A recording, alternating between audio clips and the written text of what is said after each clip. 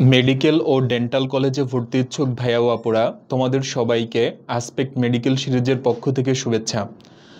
আজকের ক্লাসে আমরা জুওলজির 3 নম্বর চ্যাপ্টার অর্থাৎ পরিপাক ও শোষণ এই চ্যাপ্টার থেকে বিভিন্ন রাইটারের অনুশীলনী থেকে সর্বাধিক গুরুত্বপূর্ণ এমসিকিউগুলা ব্যাখ্যাসহ সমাধান করব।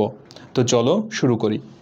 তো দেখো, এই ক্লাসটা শুরু করার আগে আমরা পুরা চ্যাপ্টারের একটা ম্যাপ দেখে আসব যে এই চ্যাপ্টার থেকে সর্বাধিক গুরুত্বপূর্ণ কোন টপিকগুলা থেকে বারবার বিভিন্ন বোর্ড পরীক্ষায়, মেডিকেল ও ডেন্টাল কলেজ ভর্তি পরীক্ষায় এবং বিভিন্ন বিশ্ববিদ্যালয় ভর্তি পরীক্ষায় বেশিরভাগ প্রশ্ন এসেছে। তো দেখো, সবার আগে আমাদেরকে যেই টপিকটা খুবই গুরুত্ব দিয়ে পড়তে হবে এটা হচ্ছে পৌষ্টিক নালী। পৌষ্টিক নালী, এই পৌষ্টিক নালী এই টপিকটা থেকে দেখো আমরা মেডিকেল এবং ডেন্টাল কলেজ ভর্তি পরীক্ষায় অনেক বেশি প্রশ্ন আসতে দেখছি। তারপরে দেখো আমাদেরকে পড়তে হবে লালা গ্রন্থি, দেন হচ্ছে যকৃত টপিক থেকে আমরা বিভিন্ন বোর্ড পরীক্ষায় অনেক বেশি প্রশ্ন আসতে দেখছি। আচ্ছা, এছাড়া দেখো বিভিন্ন বিশ্ববিদ্যালয় ভর্তি পরীক্ষায়ও অনেক প্রশ্ন আসছে এই টপিক থেকে। তারপরে আমাদের পড়তে হবে অগ্নাশয়, গ্যাস্ট্রিক গ্রন্থি, মানুষের খাদ্য পরিপাক নালী এই টপিক থেকেও আমরা বিভিন্ন বোর্ড পরীক্ষায় এবং হচ্ছে বিশ্ববিদ্যালয় ভর্তি পরীক্ষায় প্রশ্ন আসতে দেখছি। তারপরের টপিকটা হচ্ছে খাদ্যবস্তুর শ্বসন, পরিপাকে স্নায়ুতন্ত্র ও হরমোনের ভূমিকা। এই টপিকটা কিন্তু মেডিকেল এবং ডেন্টাল কলেজ ভর্তি পরীক্ষার জন্য খুবই গুরুত্বপূর্ণ। তারপরে আসি হচ্ছে পরিপাকতন্ত্রের বিভিন্ন অংশের শনাক্তকরণ এবং সর্বশেষ স্থূলতা। এই টপিকটাও কিন্তু দেখো বোর্ড পরীক্ষা এবং হচ্ছে মেডিকেল এবং ডেন্টাল কলেজ ভর্তি পরীক্ষার জন্য গুরুত্বপূর্ণ। তো চলো এবার আমরা প্রশ্ন সলভ শুরু করি। তো দেখো, সবার আগে যে প্রশ্নটা এটা হচ্ছে ডি কোষ থেকে খরিত হরমোনের নাম কি? তাহলে দেখো, এই প্রশ্নটা করা হয়েছে কোন টপিক থেকে? পরিপাকের সঙ্গে সংশ্লিষ্ট যে হরমোনগুলো আছে এগুলা থেকে। তো তোমরা নিশ্চয়ই জানো যে পরিপাক নিয়ন্ত্রণকারী হরমোন অনেকগুলো আছে, যেমন হচ্ছে গ্যাস্ট্রিন, ভিল্লিকাইনিন, ভ্যাসোঅ্যাক্টিভ ইন্টেস্টাইনাল পেপটাইড, তারপর হচ্ছে সোমাটোস্টাটিন, সিক্রেটিন, এরকম আমরা অসংখ্য হরমোনের নাম বলতে পারবো। তো দেখো, আমাদের ফার্স্ট কোশ্চেন হলো ডি কোষ থেকে খরিত হরমোনের নাম কি? তো তোমরা এটা মনে রাখবা যে ডি কোষ থেকে যে হরমোনটা খরিত হয় এটা হচ্ছে সোমাটোস্টাটিন। সোমাটোস্টাটিন আমরা এইভাবে মনে রাখতে পারি এসডি। এসে হচ্ছে সোমাটোস্টাটিন এবং ডিতে হচ্ছে ডি কোষ। তাহলে ডি কোষ থেকে যেই হরমোনটা খরিত হবে সেটার নাম হচ্ছে সোমাটোস্টাটিন।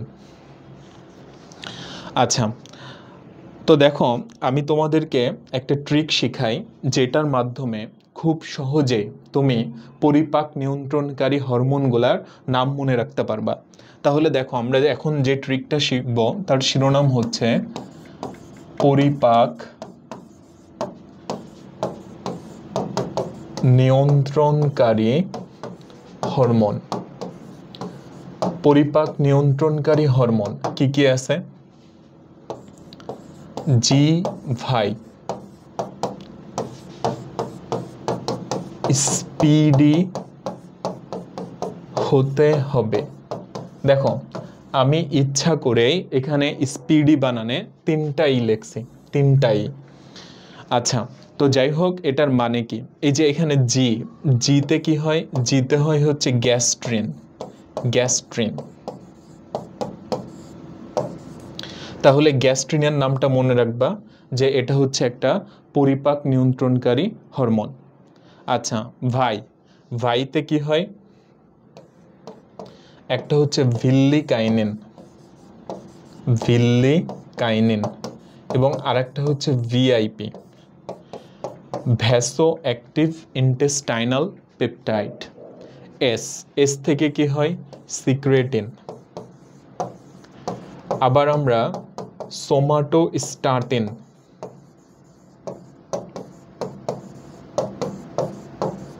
এটার কথাও মনে রাখতে পারি। আচ্ছা, এরপরে পিতে কি হয়? পিতে হচ্ছে প্যানক্রিওজাইমিন, যেটার অ্যানাদার নেম হচ্ছে কোলেসিস্টোকাইনিন। তাহলে প্যানক্রিওজাইমিন অথবা হচ্ছে কোলেসিস্টোকাইনিন, সিসিকে। ইতে কি হয়? Enterokinin, enterokinin. আর একটা হচ্ছে এন্টেরোক্রাইনিন, একটা হচ্ছে এন্টেরোকাইনিন আর একটা কি এন্টেরোক্রাইনিন। আচ্ছা, আবার আরেকটা এটাতে কি হয়? এন্টেরোগ্যাস্ট্রন, এন্টেরোগ্যাস্ট্রন। অথবা এই এন্টেরোগ্যাস্ট্রন এটার আরেকটা নাম হচ্ছে জিআইপি। জিআইপিতে কি হয়? Gastric inhibitory peptide, gastric inhibitory peptide. আর ই দিয়ে এন্টেরোগ্যাস্ট্রন। আচ্ছা, ডিতে কি হবে? ডিতে হচ্ছে ডিওক্রাইনিন। আর ওয়াইতে কি হবে? Peptide Y Y, peptide Y Y. তাহলে দেখো এই যে হরমোনগুলা, এদের নাম কিন্তু আমাদের খুব ভালোভাবে মনে রাখতে হবে। এবং শুধু নাম মনে রাখলে হবে না, যে এরা কোথা থেকে খরিত হয়, তারপরে এদের কাজ কি। তোমরা নিশ্চয়ই জানো যে প্রথম আবিষ্কৃত যে হরমোনটা, এটার নাম হচ্ছে সিক্রেটিন। কারণ সিক্রেশন এই শব্দের অর্থ হচ্ছে ক্ষরণ। তো যাই হোক, আমি যদি এই পরিপাক নিয়ন্ত্রণকারী হরমোনগুলা নাম আবার একটু বলার চেষ্টা করি, তাহলে দেখো আমাদের ছন্দটা হচ্ছে জি ভাই স্পিডি হতে হবে। আচ্ছা, এখানে জি থেকে কি হচ্ছে? জিতে একটা হচ্ছে গ্যাস্ট্রিন এবং আরেকটা হচ্ছে জিআইপি, গ্যাস্ট্রিক ইনহিবিটরি পেপটাইড। আচ্ছা, বা যেটার আরেক নাম হচ্ছে এন্টেরোগ্যাস্ট্রন। ভাইতে কি হয়? ভিল্লিকাইনিন আর একটা ভিআইপি, ভ্যাসো অ্যাক্টিভ ইন্টেস্টাইনাল পেপটাইড। তারপরে এসে কি হয়? সিক্রেটিন, সোমাটোস্টাটিন। তারপরে পিতে হচ্ছে প্যানক্রিওজাইমিন অর হচ্ছে কোলেসিস্টোকাইনিন, সিসিকে। তারপর ইতে হচ্ছে এন্টেরোকাইনিন, এন্টেরোক্রাইনিন এবং আরেকটা ইতে এন্টেরোগ্যাস্ট্রন। তারপর ডিতে হচ্ছে ডিওক্রাইনিন আর ওয়াইতে হচ্ছে পেপটাইড ওয়াই ওয়াই। আমরা নেক্সট কোশ্চেনে চলে আসতে পারি। গ্যাস্ট্রিক ইন্ট্রিনসিক ফ্যাক্টর সৃষ্টি করে কোনটা? তোমরা নিশ্চয়ই জানো যে আমরা গ্যাস্ট্রিক গ্রন্থিতে, মানে পাকস্থলীর যে গ্রন্থিগুলা, সেখানে অনেক ধরনের কোষ দেখতে পাই। যেমন হচ্ছে প্যারাইটাল কোষ বা হচ্ছে অক্সিনটিক কোষ, তারপর হচ্ছে আর্জেন্টাফিন কোষ, মিউকাস কোষ, জাইমোজেনিক কোষ। তো তোমাদের অবশ্যই মনে রাখতে হবে গ্যাস্ট্রিক ইন্ট্রিনসিক ফ্যাক্টর এটা সৃষ্টি করবে আর্জেন্টাফিন কোষ, আর্জেন্টাফিন কোষ। দেখো আমরা এইভাবে একটু মনে রাখতে পারি, গ্যাস্ট্রিক ইন্ট্রিনসিক এটা লিখতে কি আইএন লাগে, ইন। আবার হচ্ছে আর্জেন্টাফিন, ওটার লাস্টেও কি আছে? আইএন আছে। তাহলে এভাবেই মনে রাখলে তোমার জন্য কিন্তু ব্যাপারটা সহজ হয়ে গেল। আবার প্যারাইটাল কোষ, প্যারাইটাল কোষ। তো প্যারাইটাল কোষ এটার থেকে কি নিঃসৃত হয়? এটা হচ্ছে HCl, যেটা আমরা এইভাবে মনে রাখি পিএইচ। পিতে হচ্ছে প্যারাইটাল আর এইচে হচ্ছে HCl। তাহলে প্যারাইটাল কোষের ক্ষরণের নাম কি? এটা হচ্ছে HCl। নেক্সট কোশ্চেনে চলে আসি। যকৃতের ম্যাক্রোফেজ কোনটি? আচ্ছা, আগে একটু জেনে নিই ম্যাক্রোফেজ মানেটা কি। দেখো, ম্যাক্রো, ম্যাক্রো শব্দের অর্থ কি? ম্যাক্রো মানে হচ্ছে বড়। আচ্ছা, আরেকটা হলো ফেজ, এইটার মানে কি? এটার মানে হচ্ছে ভক্ষণ করা বা হচ্ছে ধ্বংস করা, তাই না? আচ্ছা, তো তোমরা এটা নিশ্চয়ই জানো যে ফ্যাগোসাইটোসিস প্রক্রিয়ায় কোন শ্বেত রক্তকণিকা অংশগ্রহণ করে? দুইটা, একটা হলো মোনোসাইট আর একটা হচ্ছে নিউট্রোফিল। তো এই যে মোনোসাইটগুলা, এগুলা যখন আকৃতিতে বড় হয়ে যায় তখন এদের নাম দেওয়া হয় ম্যাক্রোফেজ। এই যে ম্যাক্রো মানে হচ্ছে বড়। তো যাই হোক, এখন কথা হচ্ছে এই ম্যাক্রোফেজ বা এই যে মোনোসাইটগুলার বড় রূপ, এটার কিন্তু এক একটা জায়গায় এক এক ধরনের নাম। তো যকৃতে যে ম্যাক্রোফেজ থাকে এটাকে বলা হয় কাফ্ফার কোষ, এটা অবশ্যই মনে রাখবা, কাফ্ফার কোষ। আর এই যে আলফা কোষ, বেটা কোষ, এগুলো আমরা কোথায় দেখতে পাই? এটা হচ্ছে অগ্ন্যাশয়ের আইলেটস অফ ল্যাঙ্গারহ্যান্সের কোষ। যেমন হচ্ছে আলফা কোষ, এটা হচ্ছে গ্লুকাগন নিঃসৃত করে, গ্লুকাগন। তারপর হচ্ছে বেটা কোষ, বেটা কোষ থেকে নিঃসৃত হয় ইনসুলিন। বেটা কোষ থেকে হচ্ছে ইনসুলিন, আলফা কোষ থেকে গ্লুকাগন। আবার একটু আগেই পড়লা এই যে ডি কোষ, যেটা এখান থেকে ক্ষরিত হয়, ডি কোষ থেকে সোমাটোস্টাটিন, এই যে হরমোনটা সোমাটোস্টাটিন, এটা মনে রাখবা। আমরা নেক্সট কোশ্চেনে চলে আসব। পরের কোশ্চেন হলো, একজন সুস্থ মানুষ প্রতিদিন কতটুকু লালা ক্ষরণ করে? লালা, যেটাকে স্যালিভা বলা হয় বা স্যালাইভা, এটা মনে রাখবা 1200 থেকে 1500 মিলিলিটার, 1200 থেকে 1500 মিলিলিটার, অথবা এখানে সিসিও থাকতে পারতো কিন্তু, বা সেন্টিমিটার কিউব। কারণ হচ্ছে সিসি বলো, সেন্টিমিটার কিউব বলো, মিলিলিটার, এগুলা একই ধরনের মানে দেয়। তাহলে এটা হচ্ছে একজন মানুষ কর্তৃক দৈনিক ক্ষরিত লালার পরিমাণ। নেক্সট কোশ্চেন, উইটসাং নালী মানবদেহের কোন অঙ্গে পাওয়া যায়? তাহলে এটা প্যানক্রিয়াসে পাওয়া যায় বা হচ্ছে অগ্ন্যাশয়ে। উইটসাং নালী অগ্ন্যাশয়ে পাওয়া যায়। তাহলে দেখো এইখান থেকে একটা ব্যাপার নিশ্চয়ই বুঝতে পারলা যে কোন অংশটা কোথায় পাওয়া যায়। এটা কিন্তু আমাদের পরীক্ষার জন্য খুবই গুরুত্বপূর্ণ, যে কোন অংশটা কোথায় পাওয়া যায়। আমরা উইটসাং নালী এটা কোথায় পাবো? এটা হচ্ছে অগ্ন্যাশয়ে পাবো বা হচ্ছে প্যানক্রিয়াসে। নেক্সট কোশ্চেন, যকৃতে কোন হরমোনটি ধ্বংস হয়? এটা হচ্ছে অ্যালডোস্টেরন। এটা মুখস্থ রাখবা যে অ্যালডোস্টেরন হচ্ছে যকৃতে ধ্বংস হয়, অ্যালডোস্টেরন। তো দেখো তোমরা যখন বর্জ্য ও নিষ্কাশন অর্থাৎ জিওলজির 6 নম্বর চ্যাপ্টারটা পড়বা, তখন দেখবা যে দুইটা হরমোনের নাম তোমাদের খুব বেশি পড়তে হচ্ছে। একটা হচ্ছে অ্যালডোস্টেরন এবং আরেকটা হচ্ছে অ্যান্টিডাইইউরেটিক হরমোন, এডিএইচ। ঠিক আছে, তাইলে একটা হচ্ছে অ্যালডোস্টেরন এবং আরেকটা হচ্ছে অ্যান্টিডাইইউরেটিক হরমোন বা এডিএইচ, বা যেটার আরেকটা নাম হচ্ছে ভ্যাসোপ্রেসিন। তো এদের কাজ কিন্তু আলাদা। তো অ্যালডোস্টেরন এটার কাজ হচ্ছে আয়নের ঘনমাত্রা নিয়ন্ত্রণ করা, বা বিশেষ করে তুমি বলতে পারো যে সোডিয়ামের মাত্রা নিয়ন্ত্রণ। এটা হচ্ছে কার কাজ? অ্যালডোস্টেরনের কাজ। আর পানির পরিমাণ নিয়ন্ত্রণ, এটা হচ্ছে এডিএইচ এর কাজ বা ভ্যাসোপ্রেসিনের কাজ। তো যাই হোক, যকৃতে যে হরমোনগুলো ধ্বংস হয় তার মধ্যে একটা হচ্ছে এই অ্যালডোস্টেরন। আচ্ছা, এবার আসি অশর্করা থেকে শর্করা সৃষ্টির প্রক্রিয়া।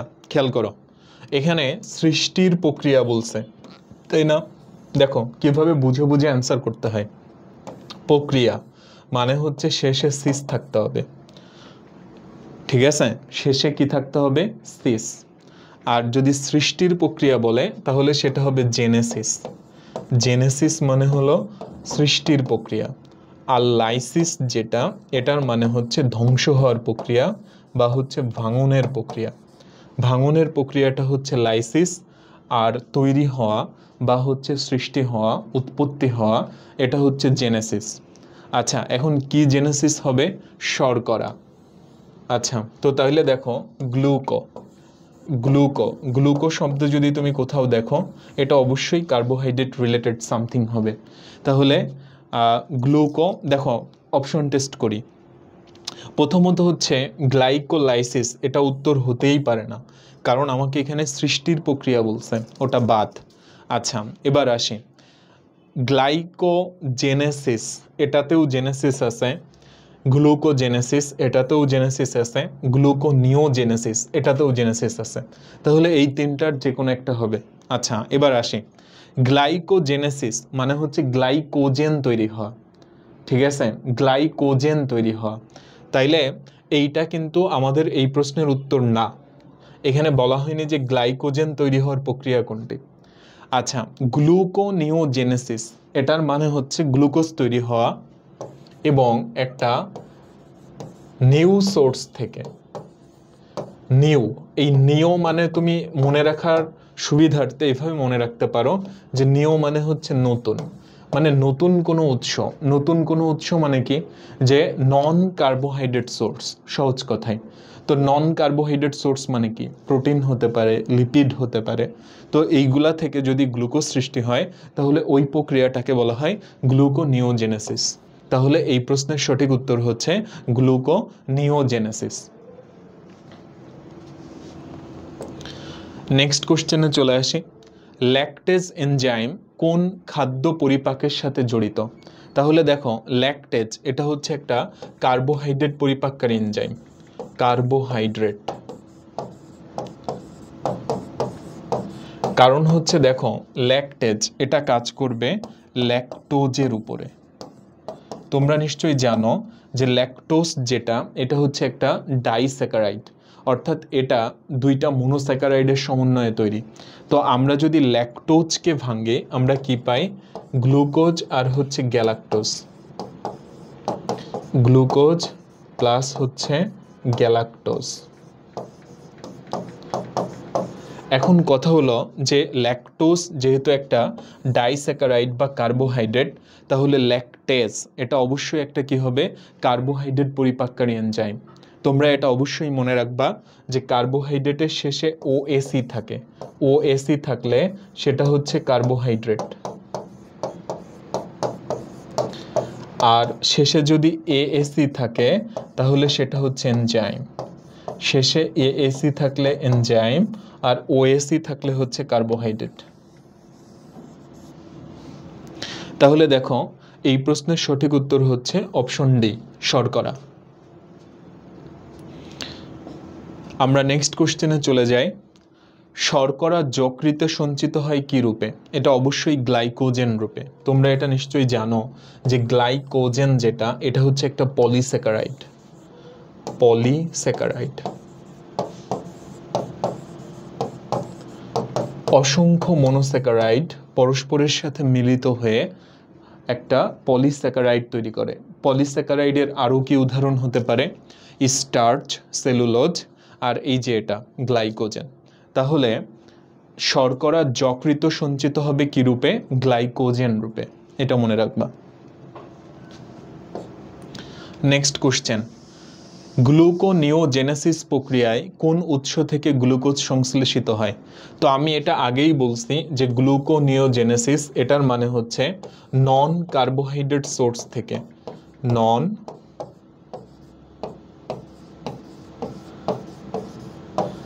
কার্বোহাইড্রেট, নন কার্বোহাইড্রেট সোর্স থেকে গ্লুকোজ তৈরি হওয়ার প্রক্রিয়া। আর নন কার্বোহাইড্রেট সোর্স কি হতে পারে, সেটা হচ্ছে ফ্যাটি অ্যাসিড এবং আমরা গ্লিসারলের কথা বলতে পারি। বা এই যে দেখো, আমাদের মনে রাখতে হবে যে প্রোটিন উৎসও হতে পারে, আবার কি লিপিড উৎসও হতে পারে। তাইলে আমাদেরকে দুইটাকেই আনতে হবে, প্রোটিন এবং লিপিড দুটোই আছে। এরকম একটা অপশন হচ্ছে এই যে এটা দেখো, অ্যামিনো অ্যাসিড ও গ্লিসারল। কারণ আমি যদি গ্লিসারল ও ফ্যাটি অ্যাসিড অ্যান্সারটা দাগাই, তাইলে কিন্তু দেখো আমার এটা নন কার্বোহাইড্রেট সোর্স বলতে তো শুধু লিপিডকে বোঝায় না, ওটা তো প্রোটিনকেও নির্দেশ করে। এই জন্য আমার পারফেক্ট অ্যান্সার হবে অপশন এ, অ্যামিনো অ্যাসিড এবং গ্লিসারল। পরের কোশ্চেন, বৃহদন্ত্রের অংশ নিচের কোনটি? বৃহদন্ত্রের অংশ কি কি আছে দেখো, এটা হলো সিকাম। সিকাম দিয়েই তোমরা মনে রাখবা। সিকামে, এটাতে সিতে তো সিকামই হয়, কতে হচ্ছে কোলন, কোলন, আর মতে হচ্ছে মলাশয়। তাহলে সিকাম, কোলন, মলাশয় এগুলো হচ্ছে বৃহদন্ত্রের পার্ট। তাহলে এই যে তোমার হচ্ছে অপশনগুলোর মধ্যে দেখো সিকাম, এটাই কিন্তু কারেক্ট অ্যান্সার, বৃহদন্ত্রের অংশ। পরের কোশ্চেন, পাকস্থলী প্রাচীরের প্যারাইটাল কোষ থেকে নিঃসৃত হয় কোনটা? তাহলে দেখো প্যারাইটাল কোষ, আমি বলছিলাম যে পিএইচ দিয়ে মনে রাখতে তোমাকে, ঠিক আছে। পিতে কি হয় প্যারাইটাল কোষ, আর এইচে কি হয় HCl। তাহলে প্যারাইটাল কোষ থেকে কি নিঃসৃত হয়? প্যারাইটাল কোষ থেকে HCl নিঃসৃত হয়। তাহলে এই প্রশ্নের সঠিক উত্তর হচ্ছে HCl। নিচের কোনটি মিশ্র গ্রন্থি? মিশ্র গ্রন্থি কারা? যারা অন্তঃক্ষরা এবং বহিঃকরা, দুটো ধর্মই যাদের মধ্যে বিদ্যমান। তোমরা নিশ্চয়ই জানো যে অন্তঃক্ষরা গ্রন্থি কারা? যারা হচ্ছে অনাল, মানে হচ্ছে নালীবিহীন। আর বহিঃক্ষরা এটা হচ্ছে স্বনাল, মানে হচ্ছে নালীযুক্ত। আচ্ছা, তো অন্তঃক্ষরা গ্রন্থির যে ক্ষরণ এটাকে আমরা বলে থাকি হচ্ছে হরমোন। হরমোন তাইলে প্রবাহিত হয় কিসের মাধ্যমে? হরমোন প্রবাহিত হয় রক্তের মাধ্যমে। আর বহিঃক্ষরা বা স্বনাল গ্রন্থির যে ক্ষরণ এটাকে আমরা বলি জুস বা রস, আর এই রসে কি থাকে? এনজাইম থাকে। এইভাবে পার্থক্যগুলা তোমরা মনে রাখবা। তো যাই হোক, তো মিশ্র গ্রন্থি যেগুলা তাদের মধ্যে অন্তঃক্ষরারও বৈশিষ্ট্য থাকে, বহিঃক্ষরারও বৈশিষ্ট্য থাকে। তো এরা কারা? তিনটা শয়। একটা হচ্ছে অগ্নাশয়, তারপর আসো শুক্রাশয়, এবং আরেকটা হচ্ছে ডিম্বাশয়। কিন্তু কোনোভাবেই মূত্রাশয় কিন্তু না, ঠিক আছে? তাহলে এই প্রশ্নের সঠিক উত্তর হচ্ছে অগ্নাশয়।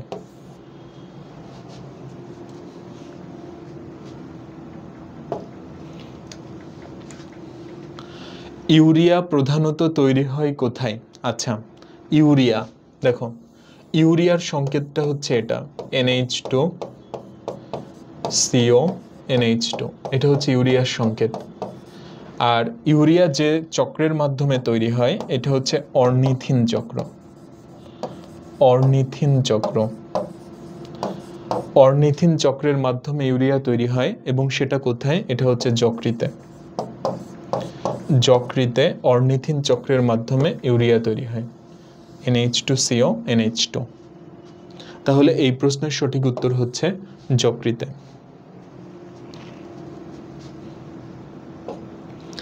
নেক্সট কোশ্চেন, দুধদাঁতে অনুপস্থিত থাকে কোনটা? তো দেখো, আমরা ফার্স্টে আগে ডেন্টাল ফর্মুলা বা দন্ত সংকেতটা দেখে আসি, এবং যেটা হচ্ছে স্থায়ী দন্ত সংকেত।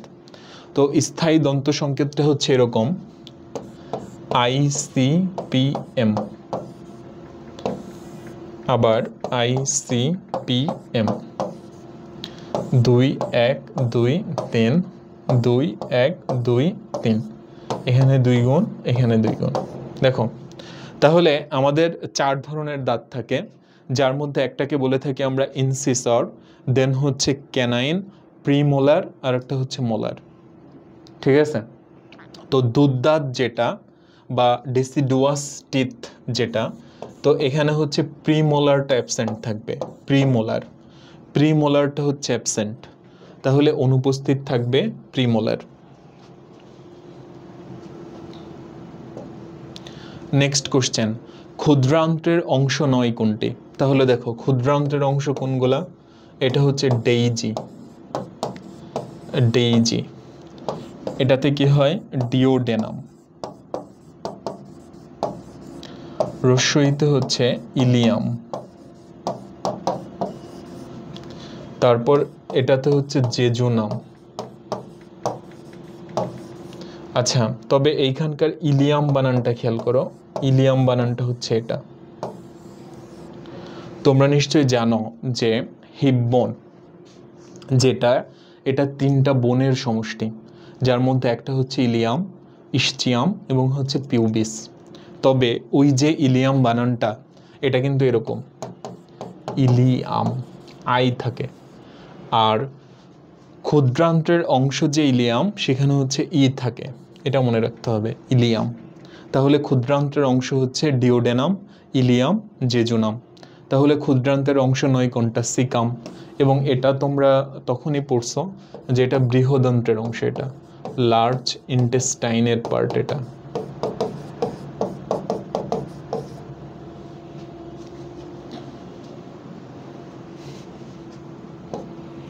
নেক্সট কোশ্চেন, মানুষের কত জোড়া লালা গ্রন্থি থাকে? 3 জোড়া। আচ্ছা, এবং এই 3 জোড়ার নাম কিন্তু তোমাকে মনে রাখতে হবে। একটা হচ্ছে কানের নিচে প্যারোটিড গ্রন্থি, প্যারোটিড।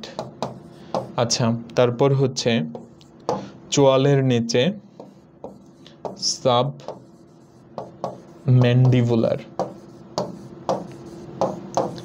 আর একটা হচ্ছে আরেক জোড়া যেটা, সেটা হলো সাব লিঙ্গুয়াল, জিহ্বার নিচে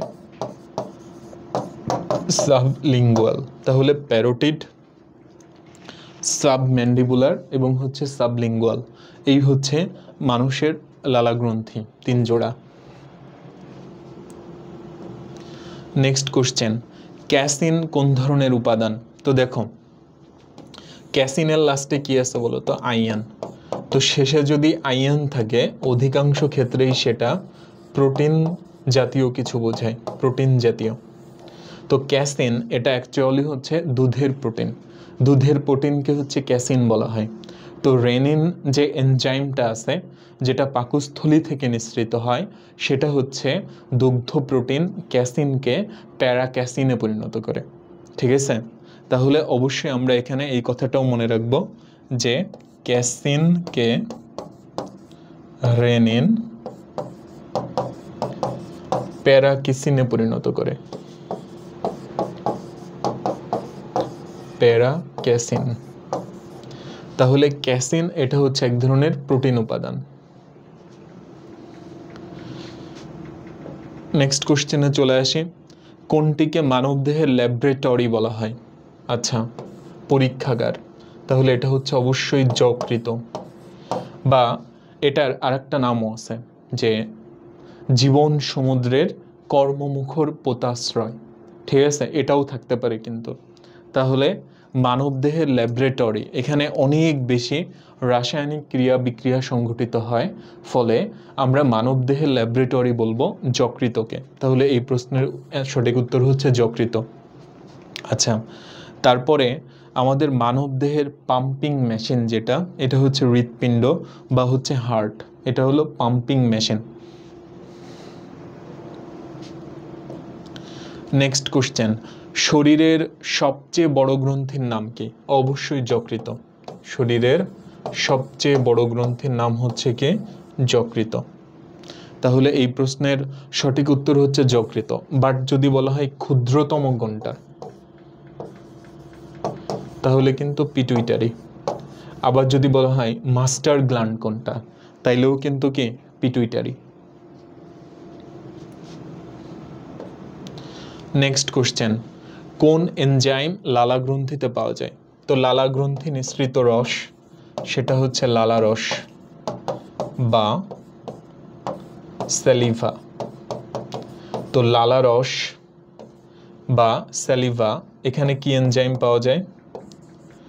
লাল টমেটো। এইভাবে মনে রাখতে হবে। টতে হচ্ছে টায়ালিন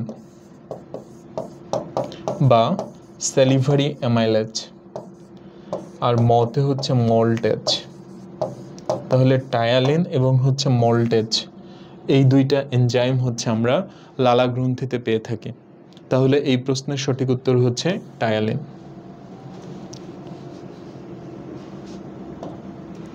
নেক্সট কোশ্চেন, মানুষের অ্যাপেন্ডিক্স পরিপাক নালীর কোন অংশের সাথে যুক্ত? তাহলে এটা হচ্ছে সিকামে যুক্ত থাকে, সিকামে অ্যাপেন্ডিক্স থাকে। তাহলে এই প্রশ্নের সঠিক উত্তর হচ্ছে সিকাম।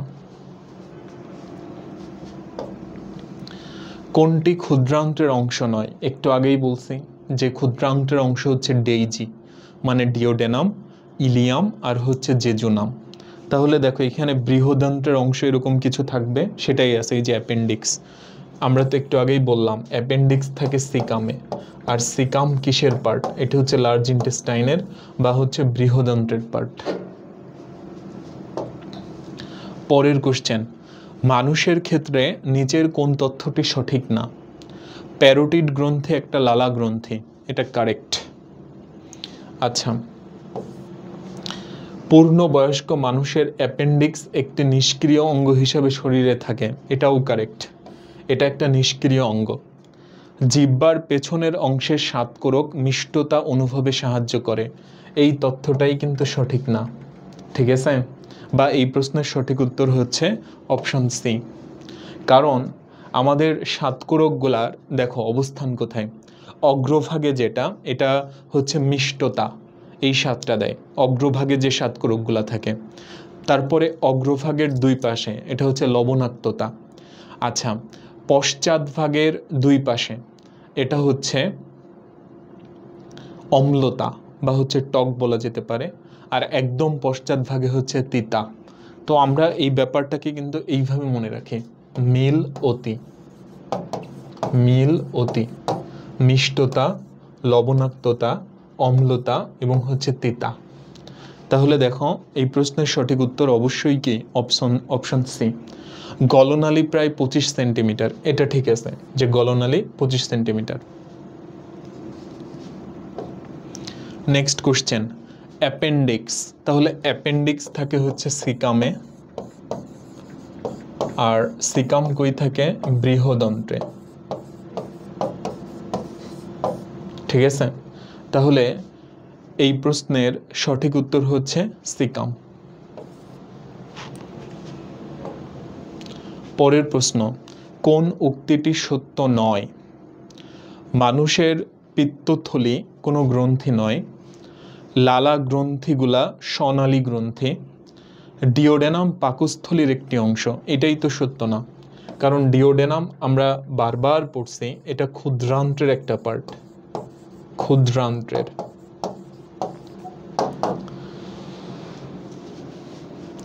তাহলে দেখো মানুষের পিত্তথলি এটা কোনো গ্রন্থি না, এটা কিন্তু সত্য। তারপরে লালা গ্রন্থিগুলা স্বনালী, এটাও সত্য। দুধদাঁতে অগ্রপেশন দাঁত থাকে না বা প্রিমোলার যেটা, সেটা থাকে না, এটাও সত্য। কিন্তু ডিওডেনাম পাকস্থলীর একটি অংশ, এটা কিন্তু সত্য না, কারণ ডিওডেনাম এটা হচ্ছে ক্ষুদ্রান্ত্রের অংশ। পাকস্থলীতে আমরা কি পাই, যে কার্ডিয়া, তারপর হচ্ছে ফান্ডাস, পাইলোরাস, তারপরে হচ্ছে গ্রেটার কার্ভেচার, লেজার কার্ভেচার, বড় বাঁক, ছোট বাঁক, ঠিক আছে? তো তাইলে এই যে তোমার এই প্রশ্নের সঠিক উত্তর হচ্ছে অপশন সি, ডিওডেনাম পাকস্থলীর একটা অংশ। এই ইনফরমেশনটা সত্য না। নেক্সট কোশ্চেন, স্থায়ী দাঁতের দন্ত সংকেত নিচের কোনটা? এটা অলরেডি আমি তোমাদের দেখাই ফেলছি। তো দেখো আবার একটু যদি দেখাই, এটা হবে এরকম, ICPM 2123, ICPM 2123 ইন্টু 2 ইন্টু 2। তাহলে দেখো 2123, 2123, 2123, এই যে অ্যান্সার পেয়ে গেছি। এইভাবে তোমরা অপশন টেস্ট করে ফেলবা। আর ICPM হতে হবে, মানে আমি তো এখানে জাস্ট ক্যাপিটাল পি লিখছি, কিন্তু এই অপশনগুলোতে দেখো পি এর সাথে স্মল এমও দিয়ে দেওয়া হয়েছে, তো ওরা একটা অংশ। আর ক্যাপিটাল এম এটা কিন্তু থাকতেই হবে, যেহেতু আমাদের স্থায়ী দাঁতে 4 ধরনের দাঁত থাকে, ইনসিসর, ক্যানাইন, প্রিমোলার এবং হচ্ছে মোলার।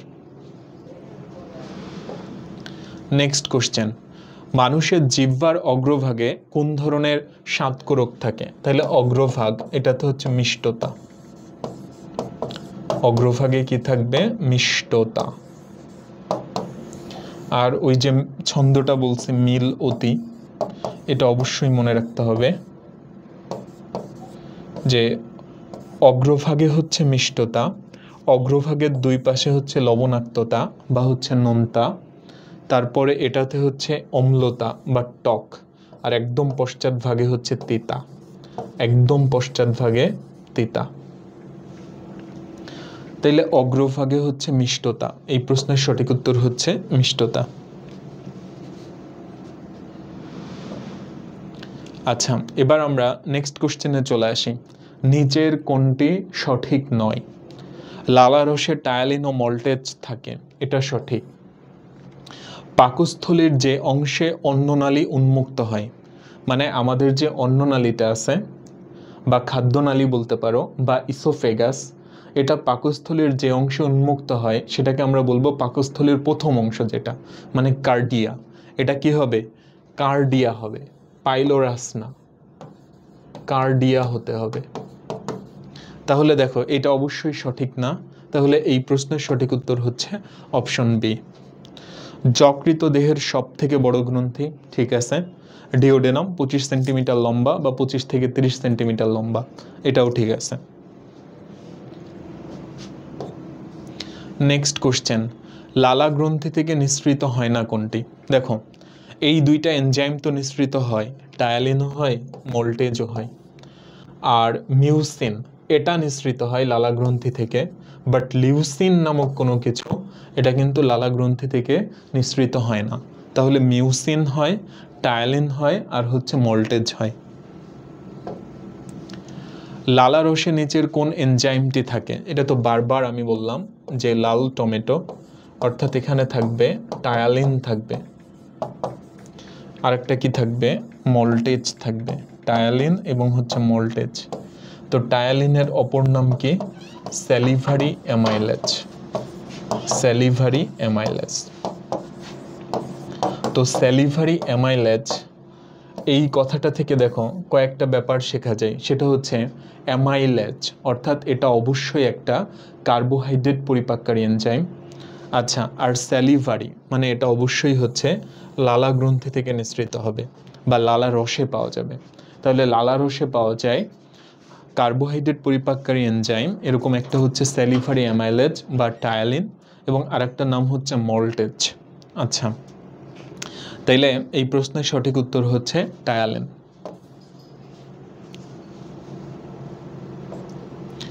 নেক্সট কোশ্চেন, মানুষের যকৃতের বাহিরের দিকে আবৃতকারী পর্দার নাম? এটা অবশ্যই গ্লিসন্স ক্যাপসুল, এটা হচ্ছে যকৃতের।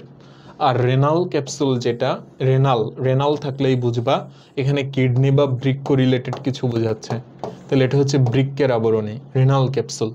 আর বোম্যান্স ক্যাপসুল এটা তুমি যখন নেফ্রনের গঠন পড়বা তখন তুমি এটা পাবা, নেফ্রনের গঠন যখন পড়বা, যে বৃক্কের গঠন এবং কাজের একক এটাকে আমরা নেফ্রন বলে থাকি। তো নেফ্রনে প্রধানত রেনাল ক্যাপসুল থাকে,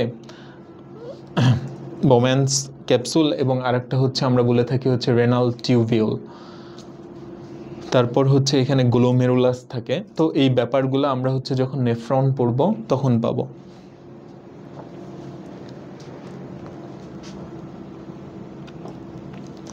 নেক্সট কোশ্চেন, মানব পিত্তরস সম্বন্ধে নিচের কোন তথ্যটি সঠিক? এটি একটা অম্লীয় তরল, ঠিক না। এনজাইম সমৃদ্ধ, পাকস্থলীতে পরিপাকে সহায়তা করে, যকৃতে তৈরি হয়। দেখো এখানে একটা মজার ব্যাপার, এই যে পিত্তরস যেটা এটা তৈরি বা অরিজিন এটা কোথায়? এটা হচ্ছে যকৃতে, পিত্তরস। আচ্ছা, আর এটা জমা থাকে বা সঞ্চিত থাকে পিত্তথলিতে, এটা জমা থাকে কোথায়? পিত্তথলিতে। আর তৈরি হয় কোথায়? যকৃতে। মানুষের যকৃতের সব থেকে বড় খণ্ডাংশ এটা হচ্ছে ডান, যেটা ডান, কারণ আমরা জানি যে যকৃতের 4টা খণ্ড, ডান, বাম, কোয়াড্রেট এবং হচ্ছে কর্ডেট। তো সব থেকে বড় খণ্ডাংশ যেটা এটা হচ্ছে ডান খণ্ড, তাহলে ডান খণ্ডের কথা মনে রাখতে হবে।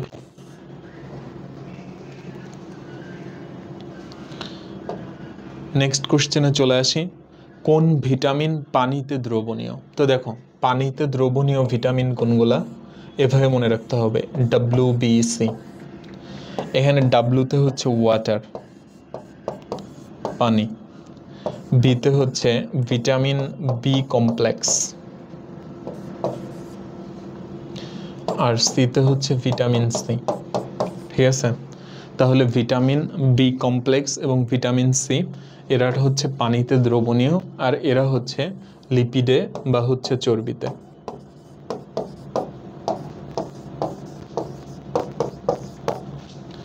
লিপিডে বা হচ্ছে চর্বিতে দ্রবণীয়।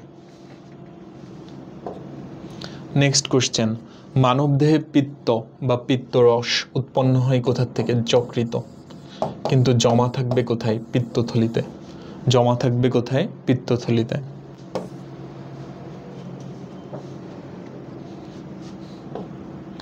পরের প্রশ্ন, কোনটি প্লাজমা প্রোটিন নয়? প্লাজমা প্রোটিন কোনগুলা? রক্ত রসে যে প্রোটিনগুলা পাওয়া যায়, রক্ত রসে প্রোটিন, সেগুলা হচ্ছে প্লাজমা প্রোটিন। এদেরকে কিভাবে মনে রাখতে হয়? GPA 5। গ্লোবিউলিন,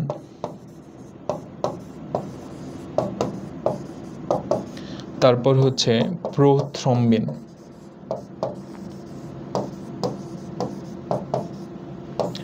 অ্যালবুমিন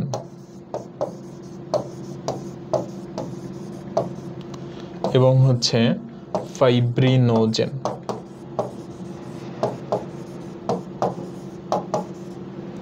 এরা হচ্ছে প্লাজমা প্রোটিন বা রক্ত রসে যে প্রোটিনগুলো পাওয়া যায়। তাহলে এই প্রশ্নের সঠিক উত্তর হচ্ছে বিলিরুবিন, কারণ এটা প্লাজমা প্রোটিন না। নেক্সট কোশ্চেন, উইটসাং নালী, এটা আমরা দেখো একবার অলরেডি পড়ে ফেলছি। উইটসাং নালী এটা হচ্ছে অগ্ন্যাশয়ে পাওয়া যায়, অগ্ন্যাশয়ে পাওয়া যায় উইটসাং নালী। তাহলে এই প্রশ্নের সঠিক উত্তর হচ্ছে অগ্ন্যাশয়। নেক্সট কোশ্চেন, অগ্ন্যাশয়ের আইলেটস অফ ল্যাঙ্গারহ্যান্স নিচের কোন হরমোন নিঃসৃত করে? দেখো, আইলেটস অফ ল্যাঙ্গারহ্যান্সের যে সেলগুলো আছে, একটা হচ্ছে আলফা সেল, আলফা কোষ, এখান থেকে নিঃসৃত হবে গ্লুকাগন, গ্লুকাগন।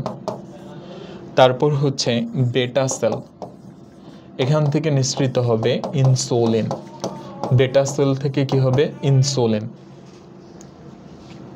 তাহলে দেখো আমরা অলরেডি কিন্তু অ্যান্সারটা পেয়ে গেছি, গ্লুকাগন। এবং এই গ্লুকাগন এটার কাজ কি? এটার কাজ হচ্ছে গ্লুকোজের পরিমাণটা বাড়াই দেওয়া। আর ইনসুলিন যেটা, এটার কাজ হচ্ছে গ্লুকোজের পরিমাণটা কমাই দেওয়া। গ্লুকোজের পরিমাণ বাড়াই দিবে গ্লুকাগন, আর গ্লুকোজের পরিমাণটা কমাই দিবে হচ্ছে ইনসুলিন। নেক্সট কোশ্চেন, নিচের কোনটি পাকস্থলীর প্যারাইটাল কোষ থেকে? প্যারাইটাল কোষ অর হচ্ছে অক্সিনটিক কোষ, প্যারাইটাল কোষের অ্যানাদার নেম। আচ্ছা, তো এই কোষ থেকে কি নিঃসৃত হয়? HCl। এভাবে মনে রাখতে হয়, PH। এখানে H থেকে আসবে হচ্ছে HCl, আর P থেকে আসবে হচ্ছে প্যারাইটাল সেল। HCl মানে কি? অবশ্যই জানো তুমি, হাইড্রোক্লোরিক অ্যাসিড।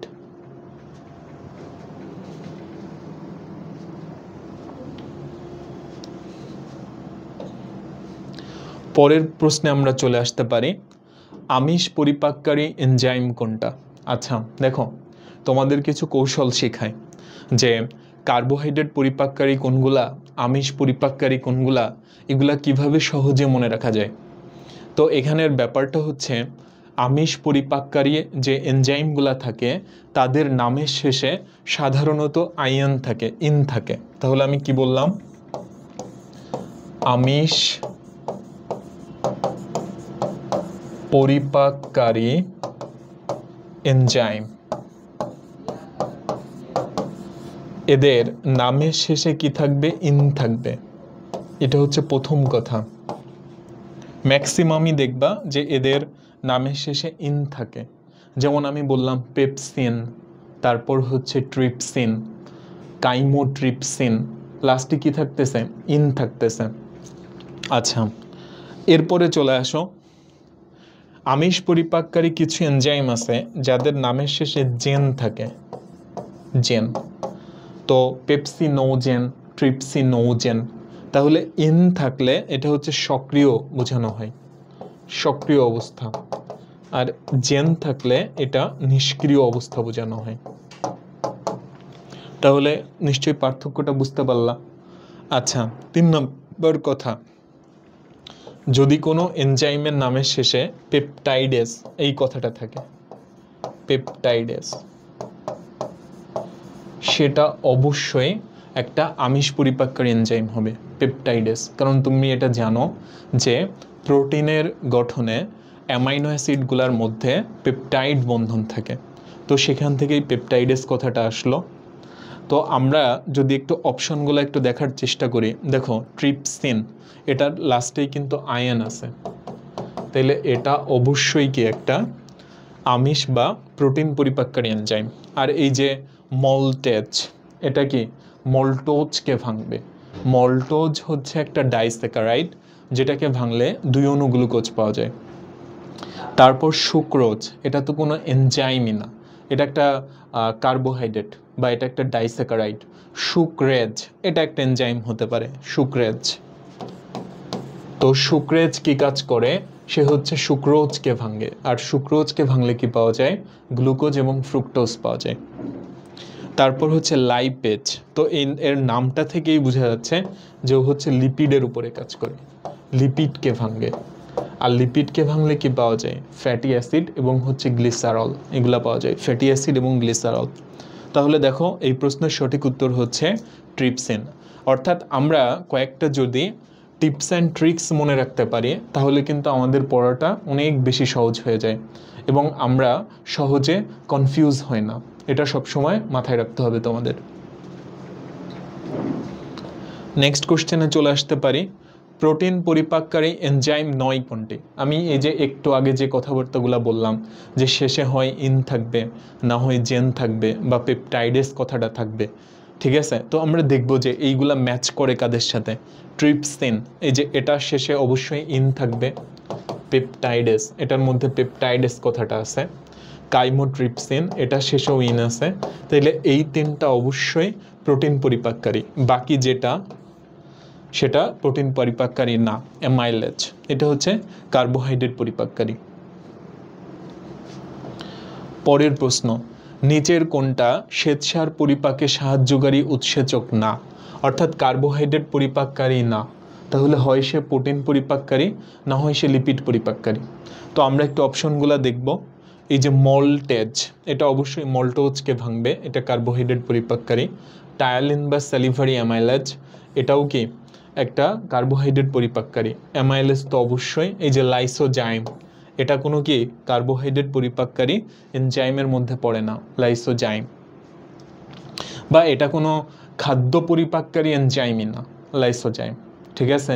এটা না প্রোটিন পরিপাক করে, না লিপিড পরিপাক করে, না কার্বোহাইড্রেট পরিপাক করে।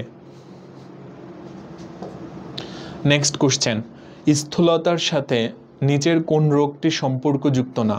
তাহলে ওবেসিটির সঙ্গে যেই রোগগুলা সম্পর্কযুক্ত তোমাকে খুব ভালোভাবে মনে রাখতে হবে, যেমন স্ট্রোক, এটা কিন্তু সম্পর্কযুক্ত, বাট টাইপ 1 ডায়াবেটিস মেলাইটাস এটা কিন্তু না, এটা হবে টাইপ 2 ডায়াবেটিস মেলাইটাস। তাইলে মোটা বা স্থূলতা এটার সাথে সম্পর্কযুক্ত হচ্ছে টাইপ 2 ডায়াবেটিস মেলাইটাস, তাহলে এইটা হচ্ছে সঠিক উত্তর। নেক্সট কোশ্চেনে চলে আসি, মানবদেহের সব থেকে বড় গ্রন্থি, এটা আমরা বারবার বলছি, এটা হলো যকৃত। আর যদি ছোট বলা হয় তাহলে অবশ্যই পিটুইটারি, আর যদি মাস্টার গ্ল্যান্ড বলা হয় তাহলেও কিন্তু পিটুইটারি। অগ্নাশয়টা কি? অগ্নাশয় হচ্ছে মিক্সড গ্ল্যান্ড, মিশ্র গ্রন্থি। পরের প্রশ্ন, নিচের কোনটি হরমোন? পেপসিন, এটা হচ্ছে একটা এনজাইম, পেপসিন এটা কি একটা এনজাইম, এবং স্পেসিফিকলি বলতে গেলে এটা হচ্ছে প্রোটিন পরিপাককারী। ট্রিপসিন, এটাও একটা এনজাইম, প্রোটিন পরিপাককারী। ইনসুলিন, এটা হচ্ছে হরমোন। আর ইনসুলিন খরিত হয় কোথা থেকে? অগ্নাশয়ের আইলেটস অফ ল্যাঙ্গারহ্যান্সের বেটা সেল থেকে, যেটার কাজ কি গ্লুকোজের পরিমাণ কমায় দেওয়া। টায়ালিন, এটা কিন্তু একটা এনজাইম। টায়ালিন কোথায় পাওয়া যায়? এটা হচ্ছে লালারসে পাওয়া যায়। তাহলে এই প্রশ্নের সঠিক উত্তর হচ্ছে ইনসুলিন। নেক্সট কোশ্চেন, যকৃত থেকে নিঃসৃত রস, এটা অবশ্যই পিত্তরস। যকৃত থেকে যে রসটা নিঃসৃত হয় সেটা হলো পিত্তরস, কিন্তু এটা জমা থাকবে কোথায়? এটা জমা থাকবে পিত্তথলিতে। এই কথাটা ভালো করে মনে রাখতে হবে। তাহলে যকৃত থেকে নিঃসৃত রস পিত্তরস। গ্যাস্ট্রিক রস এটা হচ্ছে পাকস্থলী থেকে নিঃসৃত হয়, পাকস্থলী, স্টোমাক বা গ্যাস্ট্রিক গ্ল্যান্ড, পাকস্থলী গ্রন্থি থেকে গ্যাস্ট্রিক রস নিঃসৃত হয়। আন্ত্রিক রস ইন্টেস্টাইনাল জুস, তো এটা বোঝাই যাচ্ছে অন্ত্র থেকে বা ক্ষুদ্রান্ত্র থেকে নিঃসৃত হয়। আর পেপসিন এটা তো কোনো রসের নাম না, পেপসিন এটা হচ্ছে একটা কি এনজাইমের নাম, এবং এটা হচ্ছে একটা প্রোটিন পরিপাককারী এনজাইম। পরের প্রশ্ন, কোনটি আমিষ পরিপাককারী এনজাইম? দেখো একই রকম প্রশ্ন আমরা বারবার আসতে দেখতেছি। তাহলে আমিষ পরিপাককারী আমরা একটু খুঁজি। টায়ালিন এটা কার্বোহাইড্রেট পরিপাককারী, এটা হবে না। অ্যামাইলেজ কার্বোহাইড্রেট পরিপাককারী, ট্রিপসিন পেয়ে গেছি। মল্টেজ এটাও কার্বোহাইড্রেট পরিপাককারী। নেক্সট কোশ্চেন, নিচের কোনটি থেকে টায়ালিন নিঃসৃত হবে বা স্যালিভারি অ্যামাইলেজ? এটা হচ্ছে লালা গ্রন্থি থেকে, লালা গ্রন্থি থেকে নিঃসৃত লালা রস, এটাতে পাওয়া যাবে। তাহলে লালা গ্রন্থি থেকে নিঃসৃত হবে টায়ালিন এবং হচ্ছে মল্টেজ।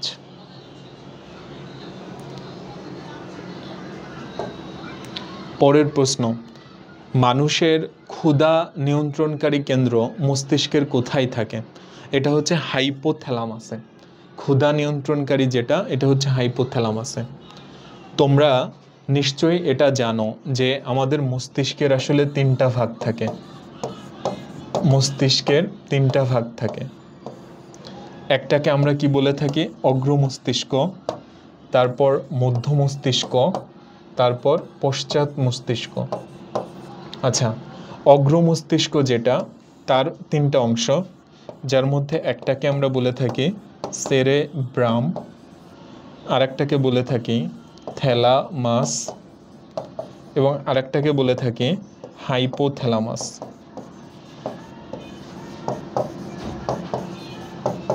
হাইপোথ্যালামাস।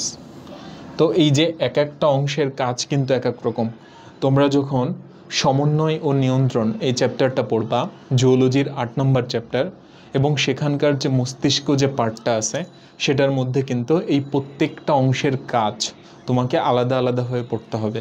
তাহলে আপাতত শুধু এটাই মনে রাখো যে আমাদের ক্ষুধা নিয়ন্ত্রণকারী কেন্দ্র বা হাঙ্গার সেন্টার বলা যেতে পারে, সেটা থাকবে হচ্ছে হাইপোথ্যালামাসে, হাইপোথ্যালামাসে।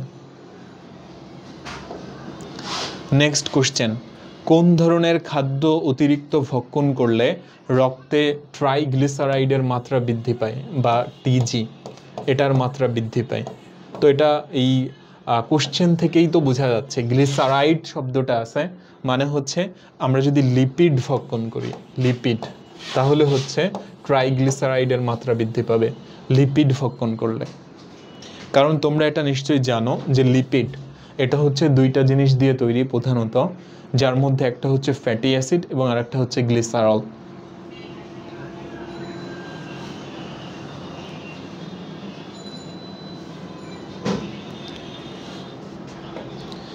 আচ্ছা, এবার আমরা নেক্সট কোশ্চেনে চলে আসি। গ্লিসন ক্যাপসুল এটা পাওয়া যায় কোন অঙ্গে? তাহলে গ্লিসন ক্যাপসুল এটা আমরা পাবো অবশ্যই হচ্ছে যকৃতে। তাইলে দেখো তোমাদের প্রতি একটা পরামর্শ হচ্ছে কি, তোমরা বইয়ের দেখবা যে অনেক জায়গায় অনেকগুলো আবরণীর নাম আছে, তো প্রত্যেকটা বিষয়ের আবরণী তোমাকে পড়ে ফেলতে হবে। যেমন মস্তিষ্কের আবরণী, এটাকে আমরা কি বলে থাকি? মেনিনজেস। সুষুম্না কাণ্ড, সেটার আবরণীর নাম কি? সেটাও হচ্ছে মেনিনজেস। তারপর যদি ধরো কোষ গহ্বর, এটার আবরণীকে আমরা কি বলে থাকি? টনোপ্লাস্ট বলে থাকি। তাহলে এই যে এইরকম যে তুমি বইয়ের বিভিন্ন জায়গায় দেখবা যে বিভিন্ন বিষয়ের আবরণীর নামগুলো আছে, তো সেগুলাকে তুমি এক জায়গায় নোট করে পড়বা, তাইলে তোমার জন্য পড়াটা সহজ হয়ে যাবে। তাহলে যকৃতের যে আবরণী, এটাকে আমরা কি বলে থাকি? এটা হচ্ছে গ্লিসনস ক্যাপসুল। তাহলে গ্লিসন ক্যাপসুল এটা অবশ্যই কোথায় পাওয়া যাবে? যকৃতে পাওয়া যাবে। নেক্সট কোশ্চেন, কোন ধরনের খাদ্য পরিপাকের সময় ইমালসিফিকেশন ঘটে? তাহলে দেখো এই যে ইমালসিফিকেশন যে প্রক্রিয়াটা, এটা হচ্ছে আমরা যখন লিপিড ভক্ষণ করি তখন ঘটে, বা চর্বি জাতীয় খাদ্য। তাহলে ইমালসিফিকেশন ঘটবে হচ্ছে লিপিড ভক্ষণের সময়, লিপিড ভক্ষণের সময়। নিচের কোন এনজাইম দুগ্ধ জাতীয় খাদ্যের পরিপাক ঘটায়? আচ্ছা, তো দেখো দুগ্ধ জাতীয় খাদ্য, এই যে টার্মটা না, এটা থেকে আমরা বুঝে ফেলছি যে এই প্রশ্নের সঠিক উত্তর কী হবে। অপশনগুলো দেখো, ম্যালটেজ, সুক্রেজ, ল্যাকটেজ, লাইপেজ। যদি কোনো শব্দের মধ্যে তুমি এরকম দুগ্ধ বা দুধ এরকম কিছু পাও, অবশ্যই দেখবা যে সেটার জন্য ল্যাক্ট এই কথাটা থাকে, ল্যাক্ট। আচ্ছা, তাইলে সহজ কথায় ল্যাক্ট মানে হচ্ছে মিল্ক, ঠিক আছে? তাহলে এই প্রশ্নের সঠিক উত্তর হবে ল্যাকটেজ। এখন দেখো আমি একটু এই ল্যাকটেজের কাজটা বলি। ল্যাকটেজের কাজ হচ্ছে ল্যাকটোজকে ভাঙা, ল্যাকটোজ।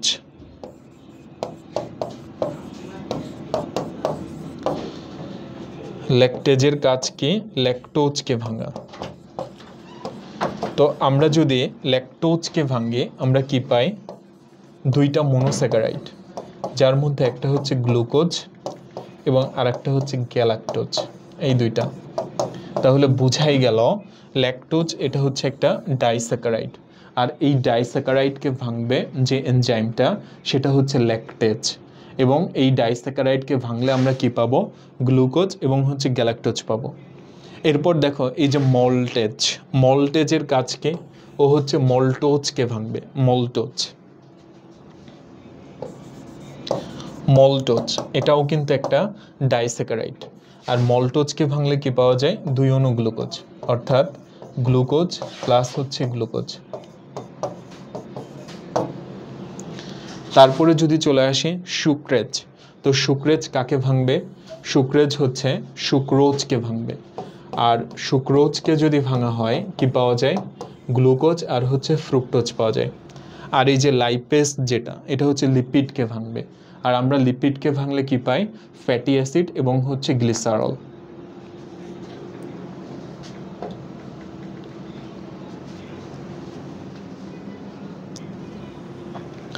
তো ভাইয়া ও আপুরা, পরিশেষে তোমাদের উদ্দেশ্যে কিছু গুরুত্বপূর্ণ কথা বলবো।